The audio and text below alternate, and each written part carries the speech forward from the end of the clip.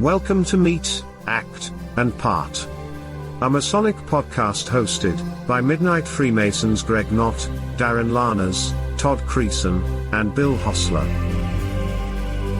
The views, opinions and experiences that are expressed by the hosts or guests as individual Freemasons do not reflect the official position of any Grand Lodge, appendant body, or Masonic authority to which the hosts or guests belong. And now on with the show.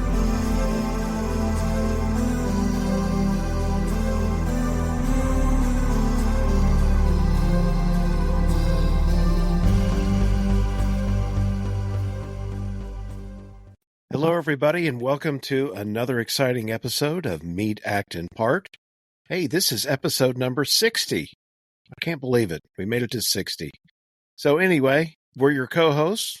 Let me introduce myself as Greg Knott. And I'm Darin Larners. Bill's not with us tonight. He's under the weather, so we wish Bill all the best and hope he gets better soon.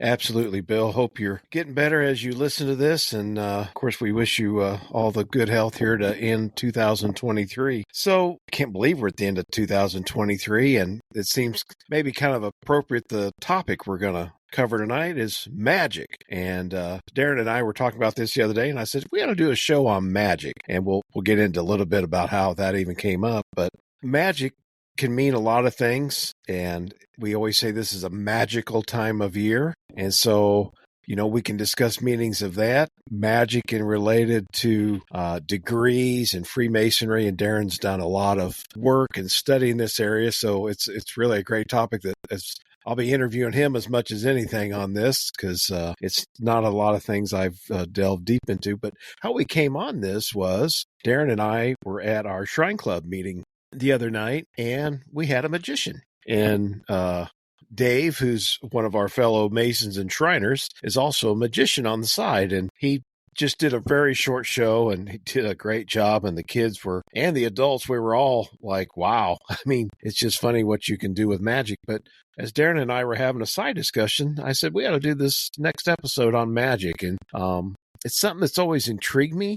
I've never delved very deep into it, honestly. But so anyway, that's our topic. So let me just give just a tiny overview from a novice perspective, because I think this is the neat thing. Darin and I will come out with different, depths of knowledge tonight. But to me, magic is just something that maybe you don't quite understand, or it's not a clear explanation. Magical could be something. It could be a feeling.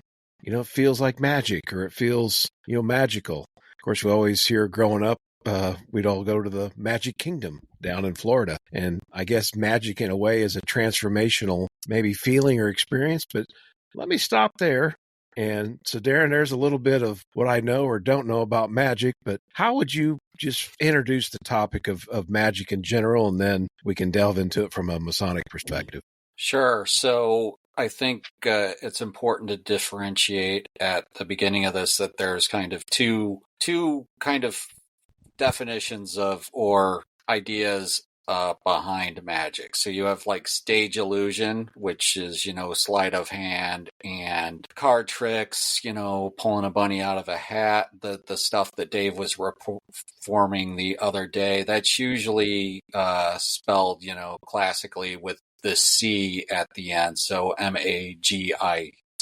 Magic with a K refers to more of the practice of ritual or high magic, or also there's low magic, which we'll get into here. But low magic essentially is focus on fulfillment of earthly desires, whereas high magic or ritual magic or ceremonial magic, they're all kind of interchangeable, is more about spiritual growth, energetic practices, ceremonies, and the rituals around those, and invocations, evocations, those sorts of things. So we'll kind of touch on all of that here tonight, but that's just kind of a high level of when we discuss magic. We'll be probably more focusing on the ritual, the higher magic part, because I believe, and I have a very, before I get into that, I should say, like, my definition of magic is not strict. It essentially is whatever, you can give a name to when you have an intention and you apply it, and there's what you perceive as a result. So really simple way to think about it is, Greg, have you ever been in the car and you're thinking about a particular song, and then amazingly you're flipping through the radio and that song's on the radio? Has that ever happened to you? Yeah, I mean, and lots of examples like that, more than just the So, creepy stuff that Google's showing you when you think about something. But well, yeah, I mean that I think what Google is does, and I found myself victim of this as well, is that where I have, probably at some point searched for the thing that I'm currently thinking about, and I, kind of forgot that I was thinking about it earlier, and then it surprises me. I don't think that, Google can read our thoughts. At least I hope not. But, I hope not either. We're all toast. in any case, so that's kind of my definition of magic is very broad. It's, that idea of, you kind of talked about things being magical. So, like, I think a magical experience can be, if you're at a concert and there's a band, performing, and the crowd is really into it, and it just kind of feels like a special moment, right? And I Yeah, think that's, I remember. I think, go ahead.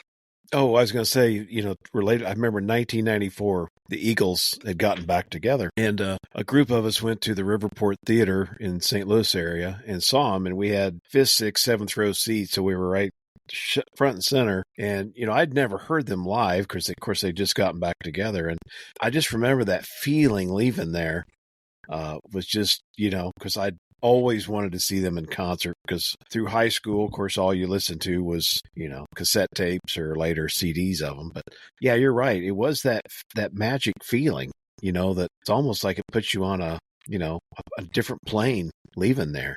Mm-hmm. So don't you assume that man has long been fascinated with magic in some shape or form, all the way probably as far back as you could go to reasonable history?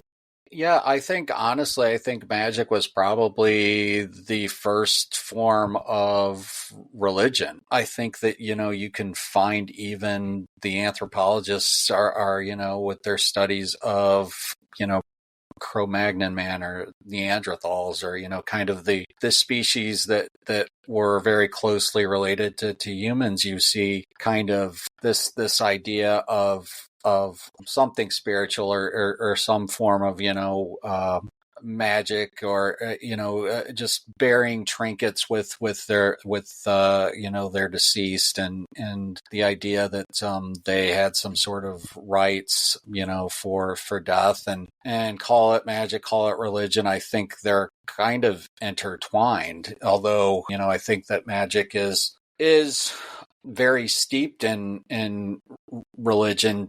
A lot of magic, revolves around the idea of invoking higher entities, if you will, spiritual entities, to, help you gain knowledge, or at least help you experience or feel closer to, the creator. So I think it's all intertwined. If you think about miracles that Jesus performed, what else, what other explanation is there for those other than magic? He created wine from water. He raised, Lazarus from the dead. These are magical acts that he's going around performing. So I think, that again, I think spirituality, magic, and, religion are kind of all similar philosophy with different practice, if you will. Yeah. It seems like there's, for the individual, there's got to be some bit of faith, and then faith in believing the unknown, or believing things you don't understand, and accepting the fact that, there may just not be a cut and dry explanation for how something in particular happen, as simple as maybe the card tricks we saw with Dave, or, the more complex things like you've mentioned from a religious perspective. There's something in there that kind of says, yeah, I'm not quite sure about it, but there's got to be some, level of belief in that you saw, what you saw, kind of a thing. And so, I guess I'm saying there's probably a lot of uncertainty, in when you talk about these things, because I assume people they'll feel them different, or they may see them different or experience it different. So it's an individualized experience. Yeah. So, I mean, you have people that, will practice ceremonial magic, will say, especially when I kind of talk about Freemasonry being, a form of ceremonial magic or ritual magic, that, it's not magic because you're not doing this, that, and the other. And that's kind of where my broad kind of idea or understanding of magic takes place. And magic is much like Freemasonry, where, there's not a valid definition of what magic is or what it isn't. I think, to each person who practices it or studies it, I don't practice it, but I study it. It holds different meanings, and I'm sure that, it would be the same as asking maybe a Lutheran and a Roman Catholic to explain the differences between, their faiths, because they're very similar. There are differences. Obviously, Martin Luther had some grievances with the Roman Catholic Church and aired those grievances and split away, and that kind of formed the Protestant branches of Catholicism, or Christianity, I should say, because they ceased to be Catholic, I guess, at that point. And I think the same is with people who probably practice magic. There are people, I think, that would practice magic that would say, that their Freemasonry is either a form or very closely aligned with ritual magic. And then there are some practitioners that will say, "Oh, no way, Jose, that's not it's not magic what you're doing." So I think also part of it is, how we practice Freemasonry. If you want to talk about Freemasonry as a magical system, when you practice, I think, Freemasonry with intention, and everybody in that lodge has the same intention, and you're all doing it for the same purpose, which happens, in our degrees, I believe more so in our meetings. But I think, the opening and closing ritual is kind of still a magical ritual, but I think more, especially when you are in the degrees and you have that sole intention of bringing that, man to light, and in his first degree, and then continuing that journey of light in his second and third degree. Everybody who is there has, the same intention. And I think, that when we do a degree properly and with correct intention, that something magical is occurring in that lodge room, and that we are, that there are different actions that we perform that are magical actions, and that we are doing, a magical working, if you will, on, not only as a group, but upon that individual. And I think that's powerful stuff. And really, it's kind of illustrates the power, as you just said, of any ritual. I mean, whether it's a Masonic ritual, a degree, or, as you mentioned, things in the church, or a wedding, or even go back to our Boy Scout days, things in, that we did at either Order of the Arrow or any other number of ceremonies. There is a transformational process. And I think part of that, a graduation ceremony. There's something, even I've attended numerous of those. It's like you come in one way and you leave another. In other words, you've hopefully grown through the experience of whatever it was that you just went through. The wedding, the degree, the graduation, the church service. It almost seems like a means of personal transformation from one stage to another. Yeah. So, I mean, and that's kind of what magic is at its very root. It's the creation of an intention out of nothing. So you have these words and rituals and movements that, accompany the words that are designed specifically for a purpose, which is normally as you said, often used in in initiation practices, but also, can be, as you stated, a church service, or, we talked about a concert, or, just even, this happens to me quite a bit. And I kind of learned that, when you're, for example, here's a couple examples. I had one experience when I was thinking about having to talk to Lisa's Uncle Ben about, it might have been something for St. Joe Lodge, or I can't remember exactly, but I was at the Walmart in Savoy and, thinking about Ben while I'm shopping, and I come out of Walmart and who should I wander upon but her Uncle Ben. And is it coincidence? Sure, but is it something else? I kind of think so. I just think it's just so random to be coincidental, that whatever that, I feel like my thought manifested Ben being there at that time, and maybe Ben unrelatedly thought around the same time I was thinking of him, I got to go to Walmart to get X, Y, and Z, and that the two worlds kind of collide. I'm sure you've had examples in your own life of similar kind of coincidences like that. Well, are they coincidental? I mean, I guess that's the question that one could ask. The more I study kind of the magical arts, if you will, the less I kind of believe in coincidence, and the more I believe kind of that manifestation. It's not like I could sit here and manifest, $1 million or, a certain amount of money. But what I think, proper practice of magic can do is almost, in your visualization work, if you will, you start to visualize your end goal, and then, things come into your mind which can help you get to that end goal. You think about, for example, I have an idea that pops in my head for a book. So, it's up to me to write the book.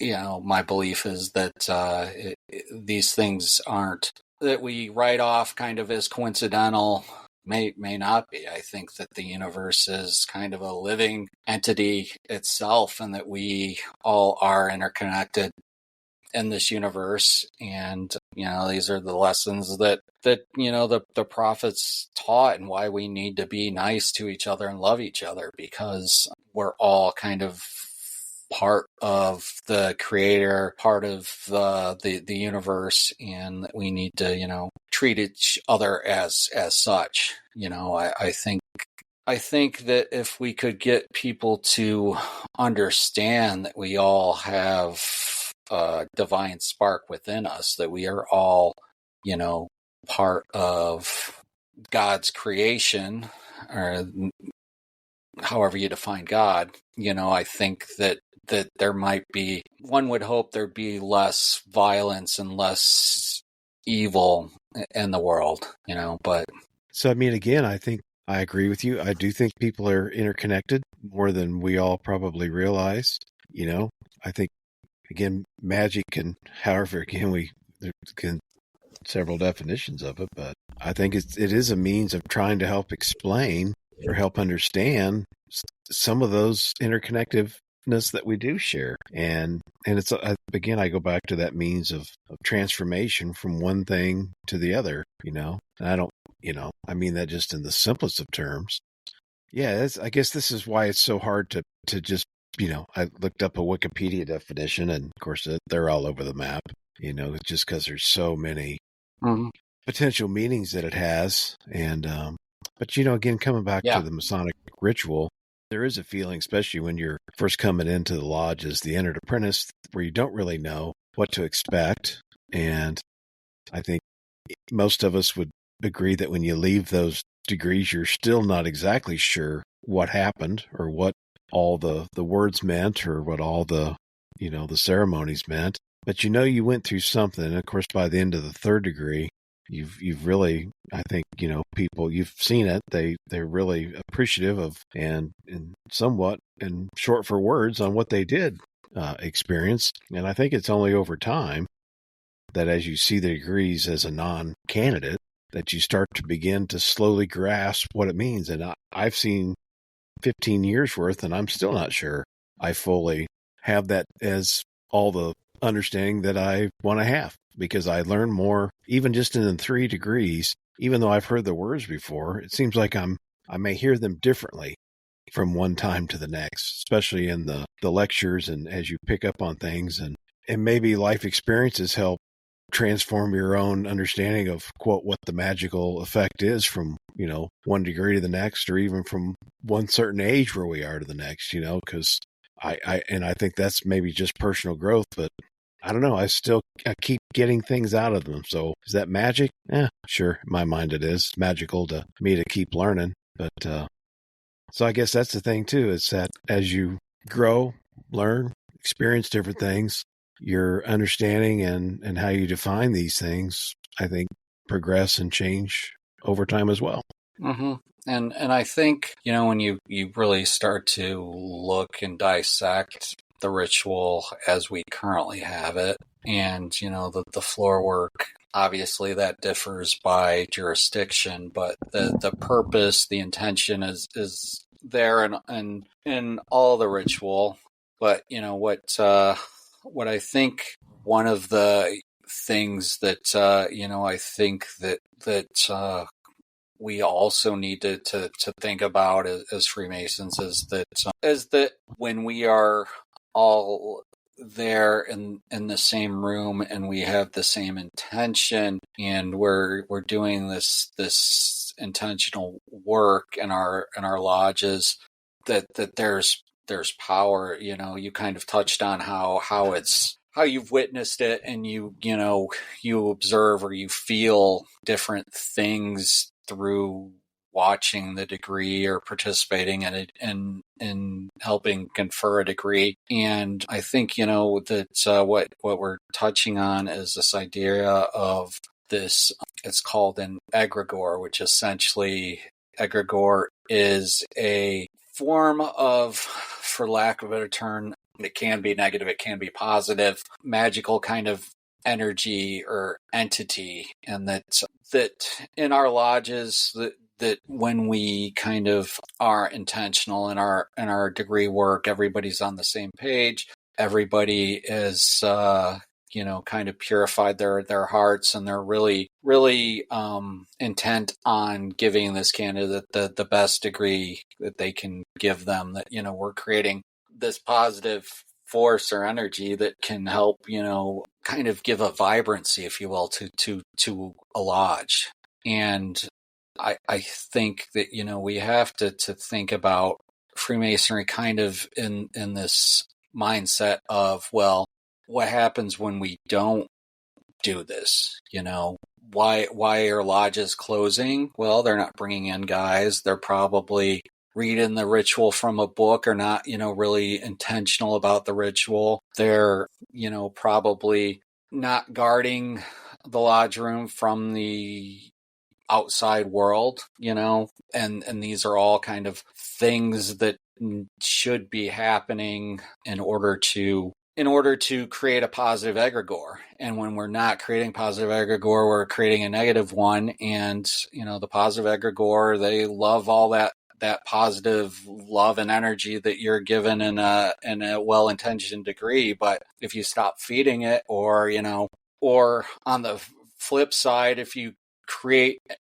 you're just kind of mumbling the words and you don't really have much intention behind it, and you're not intentional in your work during a degree, I think, the opposite can happen, where you form an egregore that's kind of negative, and it just kind of feeds off of negativity and it brings negativity into your lodge. And I think, we've probably experienced both. Let's hope at St. Joe we're kind of on the positive track, but, not to besmirch any one individual, but we, had a situation where there was a member of our lodge that, basically was very disruptive. And it got to a point where there were many of us, myself included, had a hard time coming to lodge because of this individual. And we essentially had to politely ask the individual not to come to lodge because of that kind of negative influence. And I kind of think about, that where, it's kind of the idea of one rotten apple can, spoil the bunch. Yeah. You also have to think of Freemasonry kind of in the terms of from a magical standpoint, that if it's our intention to create very good, positive initiatic experience for the individuals we're bringing through, then we need everybody on that same page, and we need everybody positive and having that same intention. And when that's not happening, I think, that's where we see kind of the decline of lodges. And I think, whether or not Grand Lodge knows what they're doing when they give, kind of the blueprint to get a Grand Master's Award of Excellence, I think essentially, they're giving a lodge a formula to remain positive and active and do positive things in their community. And that helps feed the egregore in their lodge and keeps that egregore positive. And when you're not doing those things, when your lodge kind of stagnates or you aren't bringing in new members, the lodge kind of gets to a point where it's on the verge of dying. And I think, maybe some people say, well, that's just the life cycle of a lodge. And I'm not going to disagree with that, but I think there's also something deeper kind of at play as well. So, you think about the comparables to a ball team. I mean, it's the same thing. We've all seen teams at high school, college, or pro level that they appear on paper to have all the talent in the world. But for whatever reason, they can't seem to put it all together on a court or a field. But yet you'll have these other teams. And of course, the NCAA tournament is the, ultimate sort of example where you'll have a 16 or a 14, 15 seed, knock off a 1, 2, or 3. And the whole difference is whether we call it teamwork or these other things we've been talking about, it's all of those people are in rhythm.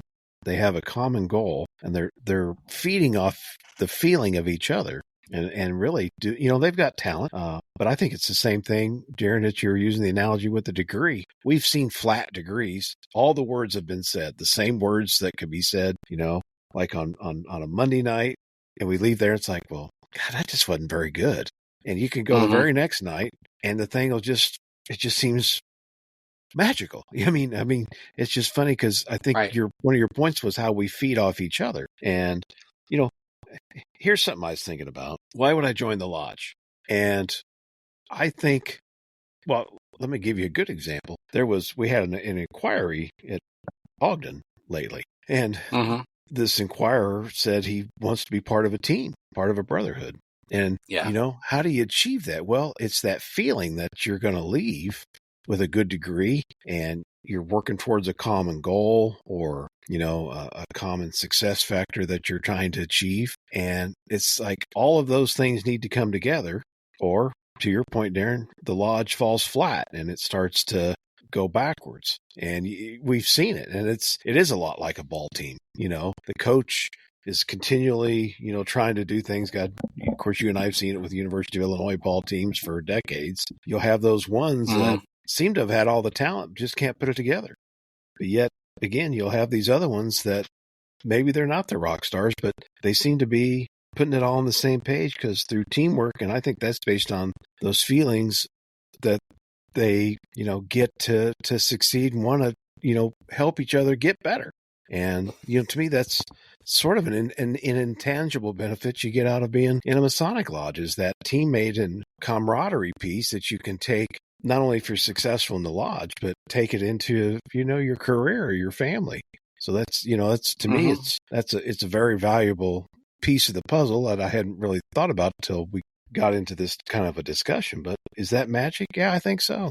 Yeah, and I think, that's why I believe that the idea of having a harmonious lodge is so stressed in our ritual as well, because, wherever this ritual originated, and yeah, did it come out of kind of the guild system? Sure, but why did they adopt it? These are things that answer questions that we probably will never be able to answer. But the idea is still being that, I kind of believe that we may not be directly, descended from the mystery schools of Egypt or Greece but that we are philosophically descended from them, if that makes sense. And I think the idea of having harmony and being harmonious in a lodge goes along with this idea of, everybody being on the same page, everybody having the same intention, and them, understanding, because from very early on that this ritual that we're using or the allegories that we tell are more probably ancient or related to more ancient ones than we even know or can trace. And in that a lot of these mystery schools were essentially designed for people to become priests or holy men or kind of some of that. So you have this underlying, again, intention of transformation into something more or closer allied to divine or divinity, and that in order for everyone to get there, we all have to be on the same page. We all have to have the same intention. We all have to have, pure hearts. We all have to follow the lessons of, in the Masonic sense, Freemasonry, keep, divisive topics out of the lodge, keep that lodge as a sacred space, and then have the members, be very dedicated to the intention of the ritual, and how they're pronouncing the ritual, and how they're having that intentional almost sacredness, or treating the ritual as sacred, much as we treat the volume of sacred law that we open on our altar as sacred. That the same thing kind of applies to the lodge room. And when you think of the lodge room, and it says in our ritual that essentially lodge room is modeled after King Solomon's temple. Well, what did King Solomon's temple hold? The Ark of the Covenant. And it was very in the Holy of Holies, and the Holy of Holies could only be entered one day a year by the high priest, and, various rituals had to be performed to purify himself to be able to be in the presence of the divine. Well, if the King Solomon's temple is a repository for an aspect of divinity, basically within the Ark of the Covenant, our Masonic lodges are as well. And that's, why we need to treat our work as sacred and be intentional and with what we do, because we are, I think ultimately, when we open the lodge, we are purifying it and cleansing it with our ritual to do our sacred work. And then when we close the lodge, we're basically then, we're basically preparing ourselves to go back to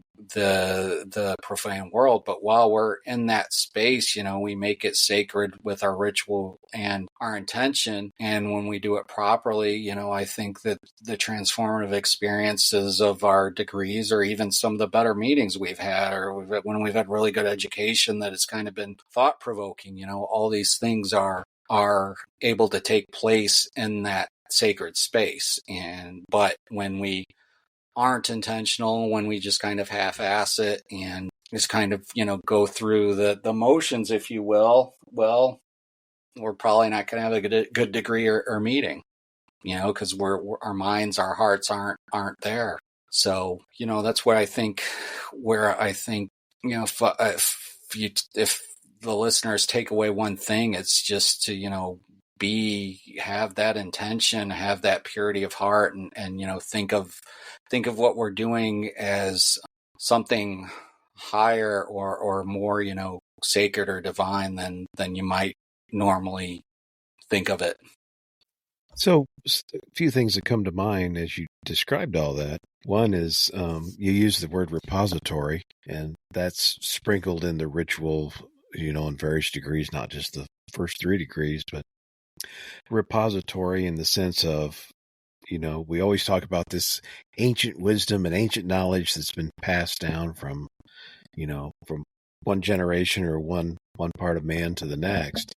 And, it, you know, even in a sort of literal sense, it's true because there is a repository of knowledge that is been passed down, at least in organized Freemasonry, for 300 years. And it does, show you maybe not all the deep, secrets of the world, but it is like a guidebook that can help you be that better person. To me, that's when we're talking about these transformative pieces of knowledge that are being passed down.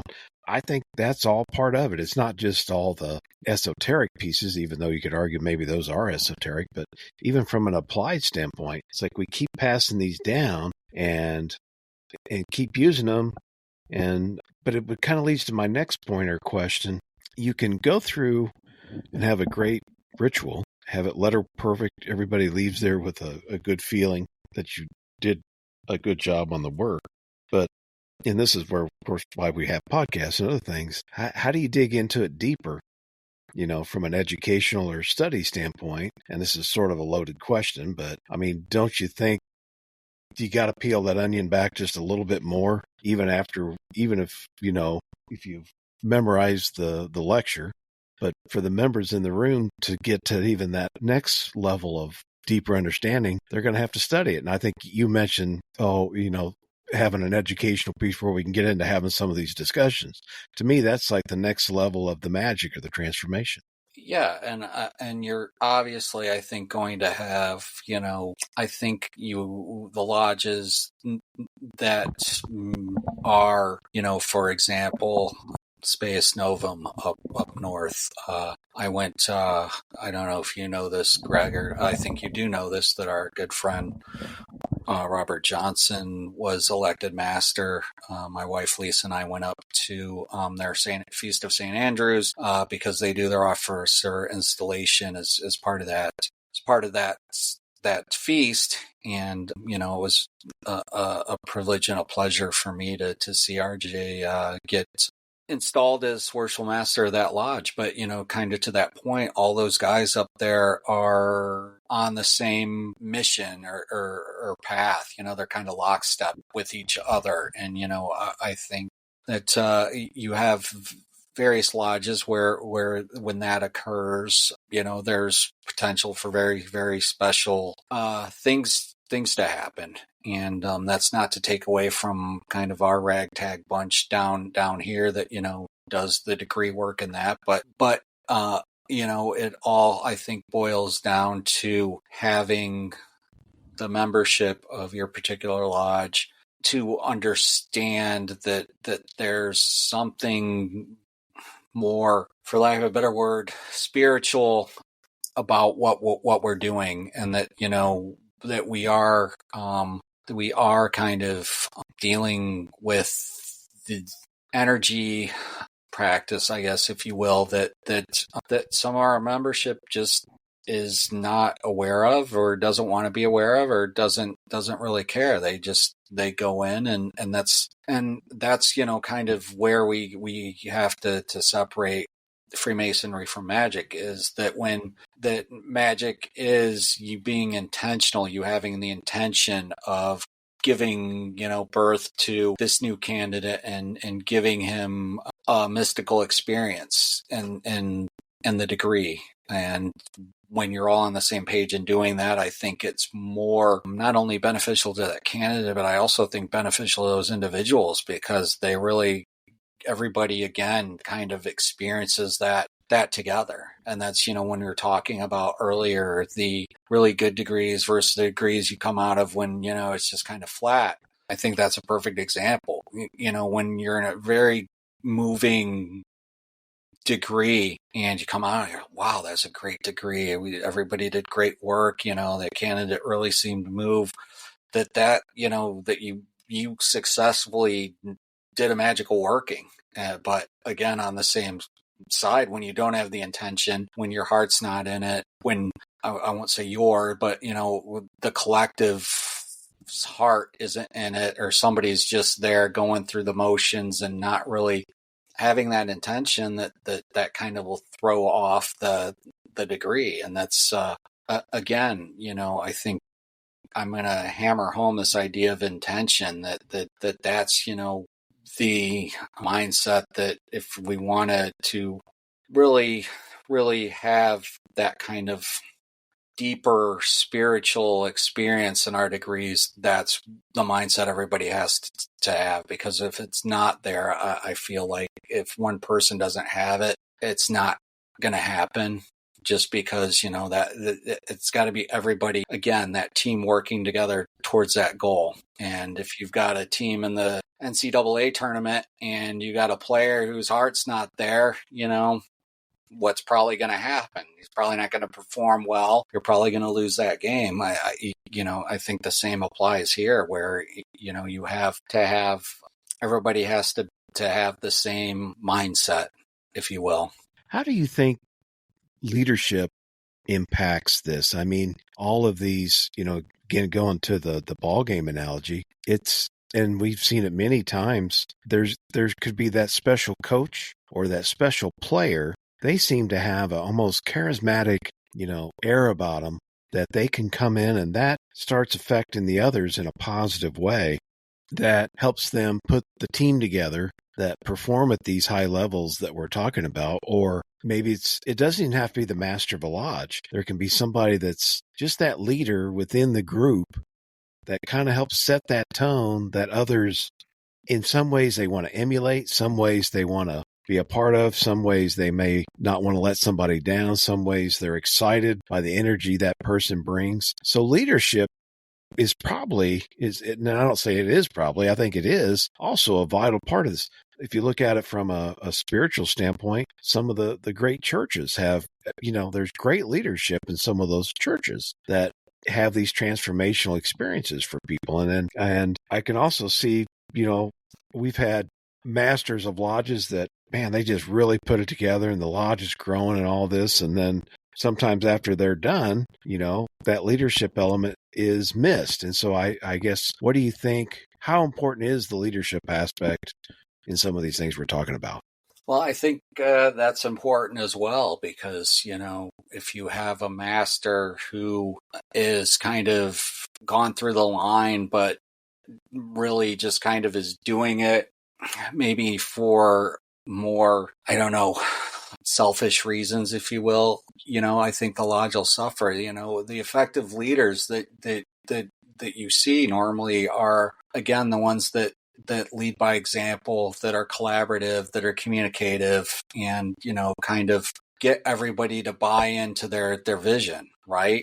And when that happens, I think you have potential for very good, Masonic experience and good degrees, so on and so forth, because they'll put the right people in place, the ones that they know have the intention to do the work in very much intentional, solemn, manner, having, that kind of respect for what they're doing, as opposed to, a guy who just is kind of, oh, I'm master, but I'm just, waiting to get out of the East and phoning it in. And, we've kind of seen probably in our Masonic experience, the whole gamut. I think that having an effective leader is obviously going to help a lodge, because that leader is going to have that intention, and at least be wise enough to know that, if I don't know the ritual well enough to confer a degree, I'm going to find a guy that I can trust to do it, that's going to have that intention. I'm going to pitch in where I can help out, but I'm not going to we're going to try to all have the same intention to do this, and I think that's why it's kind of important, and to sing praises of our master at St. Joe, having that kind of knowledge of the ritual and the floor work. And I really believe he's got the intention, whether or not he knows that, it's what he's doing is magic is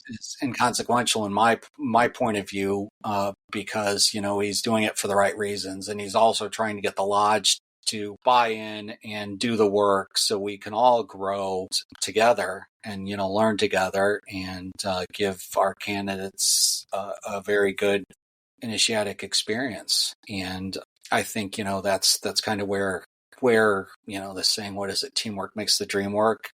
It may be corny, but it's true. We can accomplish more together as a group than as individuals. And, it just takes a matter of doing things and trying things and getting out into, the community. And also when we're in the community, making sure that we're, as individuals, representing Freemasonry in a positive manner.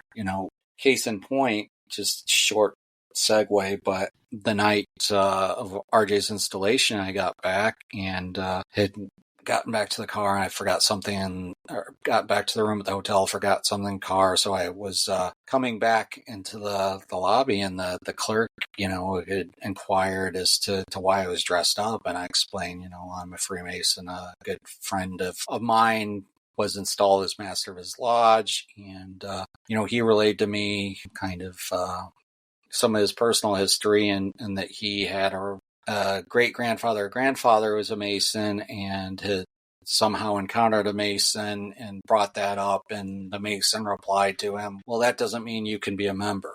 And I mean, that's just, to me, I was mortified. I was like, with all the problems we talk about having with membership, who in their right mind would be that much of an elitist, I guess, to automatically judge somebody based upon, their looks. That's why we do the investigation. That's why we get to know these guys, and we make sure that they're going to be a good fit. We guard the West Gate, but if somebody's showing a genuine interest or even trying to bring up conversation, that's the worst thing to do. And that's I didn't press him for where it happened, or any of those details. I just kind of apologized. And, he asked some questions about Freemasonry that I explained that, the belief that came out of more the medieval guild systems. Some will say Templars, others will say, XYZ. But I think, at least the best direct evidence we have of where it kind of arose from is from the stonemason guilds of the medieval, times, and then kind of morphed into what we have today. Yeah. So getting long here in our hour, but if I had to summarize it up and go into that exact example, I mean, here in those stone guilds, they're building these just beautiful cathedrals that sometimes would take literally decades to build. And so they had all these elements, I think, that we've been talking about. They certainly had to have leadership, because somebody had to direct the project and think about how long of a time frame that was. They had to have skills that they could use together in unison, to build what they did, because they certainly don't have the modern tools as we know them today. They had that intentional perseverance, Darin, that you mentioned, both from not only, I think, the leadership aspect of it, but also the craftsmanship aspect. And I think there must have been something transformational for them, because just as you indicated, I mean, our best guess is that our Freemason rituals came out of them. And to me, it's sort of romantic to think that they came out of it, but I just think of it more from just a practical standpoint. It's like they had all these things going for them: the feeling of being on a team together, the leadership, the goals that they set to achieve in terms of, constructing an edifice. And, eventually they, took those practical things that they were doing with, tools, and then developed more. And it's like, there's literally an esoteric side of this too. And that's what I think began sort of that transitional period that morphed into how we know it today. And so when we do talk about Freemasonry being this repository of knowledge, absolutely it is. And though I can't go out and cut a stone per se, I think those skills that they were transferring down from, one generation to the next is still what we're doing today. And so our opportunity in the lodge, we talk about it from a magic aspect again, is to sort of use that magic and those skills to put it all together to not only transform for the candidate, but also all of those in the lodge that are participating, not only in the degree, but even in the meeting. So that's, as I think about all that we've been talking about tonight, and this is not how I thought about it when we started, that maybe that is the magic, is putting all those things together. Yeah.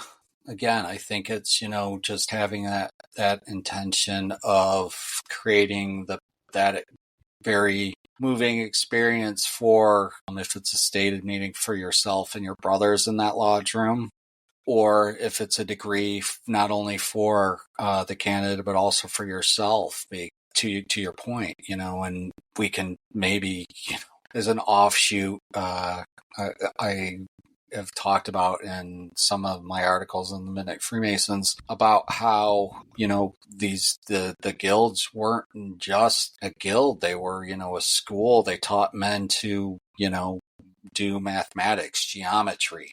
That's why we adhere ourselves, or we're told to cultivate and practice the liberal arts and sciences, because these are, essentially what classified for schooling for these men, and not only the men that join the Masonic guilds, but I'm sure also carpentry or any of the trades. They had to learn how to do some mathematics. They had to know how to read and probably write. And this, and at those times, it took the place of formal schooling, because let's face it, the only people probably getting any sort of education in the medieval times were the upper echelons of society. So, if you were going to be a priest, you would learn Latin, and you would learn, how to read Latin, write Latin, translate it into various languages. You probably learned various languages.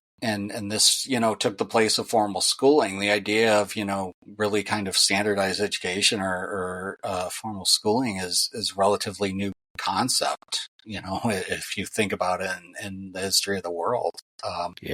It's normally been reserved for those that are probably the upper echelons of society. But as an aside, I'll just say, if you're interested in learning more about magic and how it applies to Freemasonry, I would highly suggest Jamie Pollam's book, Myth, Magick, and Masonry. Came out a few years ago, but it's the very first part of it kind of goes into this relationship, a very high level, but very good summary of kind of the inner relation of it. And then, from there you can dig deeper.